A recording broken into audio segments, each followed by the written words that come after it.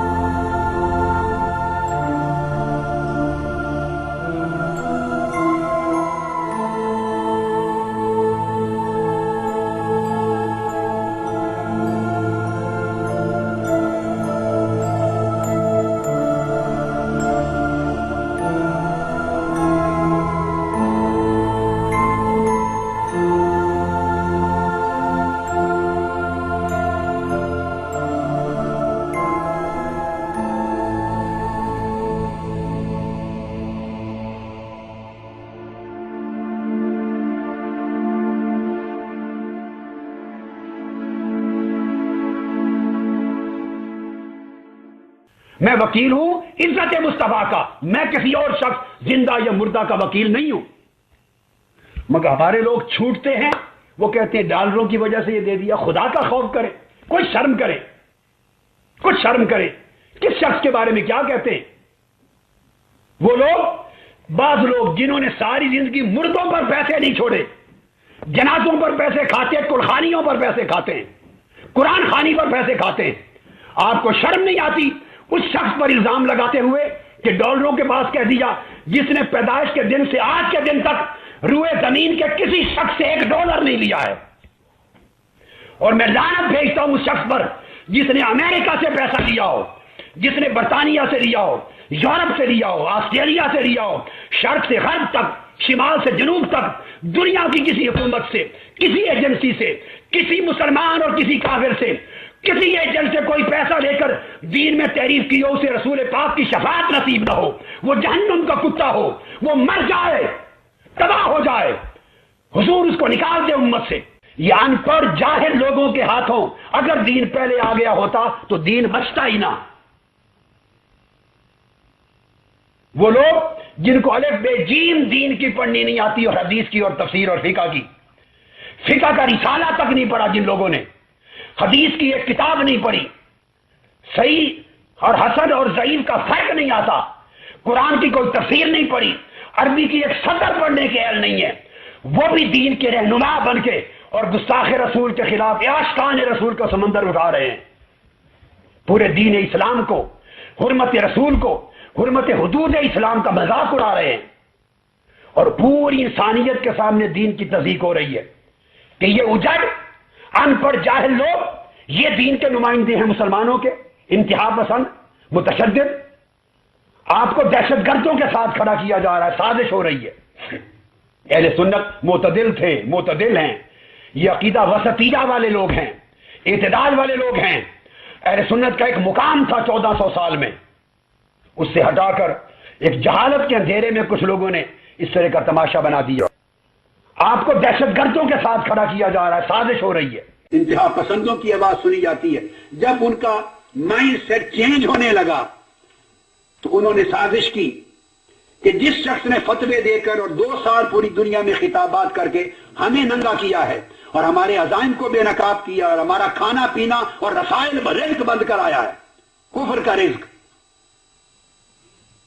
اس کے خلاف فتوے کی بچھاڑ کرا کے اسے متنازع فی بنا دو۔ اس کے فتوے کا جواب تو نہیں دے سکتے مگر اس کے خلاف فتوے لگواؤ۔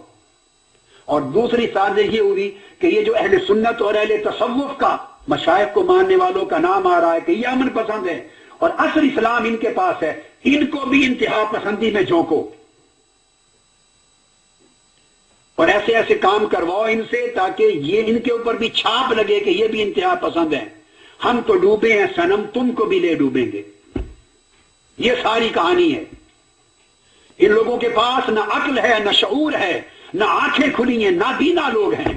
ان کو پتہ نہیں کہ پیچھے کیا سازش کار فرما ہے۔ یہ اہل سنت والجماعت کو بدنام کرنے کے لیے، اگر عاشقان رسول کو اس کے اوپر انتہا پسندی کا تہمت اور ٹائٹل لگوانے کے لیے، اور امن پسند سنی اہل تصوف انہیں بھی دہشت گردوں کا ساتھی ان کے ساتھ ملانے کے لیے ان کو میدان میں لا کے کھڑا کر دیا ہے، تاکہ ان کو یہ تاثر دی جائے کہ یہ بھی ایک ہی ہیں اور سارے کے سارے ایک ہیں، تاکہ یہ جو پاسا پلٹ رہا ہے، فکر بدل رہا ہے، تاکہ ان کے اوپر بھی چھاپ لگ جائے انتہا پسندی کی۔ اور اس کا پہلا ہدف ہماری میری ذات تھی، چونکہ یہ پوری بین الاقوامی اور مغربی فضا میرے فتوے اور خطابات سے بدلی اور اس کے اثرات ورلڈ میں ہوئے اور پھر لکھا جانے لگا۔ اور امریکہ کے ورلڈ ریلیجنز کی کتاب چھپی ہے، ورلڈ ریلیجنز پر، فیلاڈلفیا کی،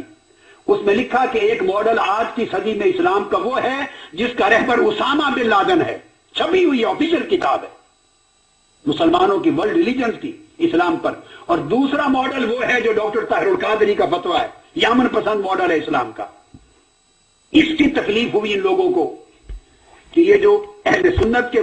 تصور اسلام کو امن پسند بنایا جا رہا ہے اور تنہا ہم دہشت گرد اور انتہا پسند بن رہے ہیں، اس سے ہم اپنے آپ کو تنہائی سے نکالیں اور ان اہل سنت کو اور صوفیاء کے ماننے والوں کو سے ایسے کام کروائیں، ایسی طریقے چلوائیں، ایسے فتوے نعرے لگوائیں کہ یہ بھی دہشت گرد تصور ہو۔ تو آپ انٹرنیٹ پہ جائیں، آپ کو ایک مولوی صاحب نظر آئیں گے، ایک مفتی صاحب گجرات میں، وہ کھڑے تقریر کر رہے ہیں کہ اگر اس کو سزا ہو گئی تو کوئی جج نہیں بچے گا، ساروں کو اڑا کے رکھ دیں گے، کسی کو نہیں چھوڑیں گے، نہ کسی لیڈر کو قتل کر دیں گے، یوں کر دیں گے، اڑا دیں گے۔ ایسی تقریریں کروا کے ان بے وقوفوں، بے عقلوں، بے شعوروں کے منہ سے وہ اہل سنت کے اوپر ایک تہمت انتہا پسندی کی لگوانا چاہتے ہیں، دہشت گردی کی، کہ یہ بھی وہی کچھ ہے کہ اگر ہم ڈوبے ہیں تو یہ بھی ڈوبے۔ ان کے اوپر اب کیوں باتیں ہونے لگی ہیں کہ اصل اسلام، امن پسند اسلام تو اہل سنت کا ہے، اہل تصوف کا ہے، صوفیاء کے ماننے والے، میلاد کے ماننے والے، اولیاء کے ماننے والے، چونکہ ان میں کبھی کوئی دہشت گرد نہیں ہوا تھا۔ اب یہ ان کے پیچھے پیسے لگے ہیں، ان کے پیچھے ساز باز ہے، اور سارے مولویوں کو پکڑ کے وہ، اور عوام الناس کو کچھ پتہ ہی نہیں، وہ سادہ عشق رسول کے نعرے میں پھنس جاتے ہیں بیچارے، ناموس رسالت کے نعرے میں پھنس جاتے ہیں، عشق رسول کے عنوان میں پھنس جاتے ہیں، تو عوام الناس کو نہیں پتہ ہوتا۔ اس سازش کو بے نقاب کرنے اور مسلک اہل سنت والجماعت کو ایسے بے شعور اور نابینا قسم کے لوگوں سے اور بے حکمت لوگوں کی نادانی سے، جس سے اہل سنت پر دہشت گردی، انتہا پسندی کا دھبا لگے، بچانے کی ضرورت ہے، اور یہ کردار علماء کو ادا کرنا ہوگا۔ آپ سمجھیں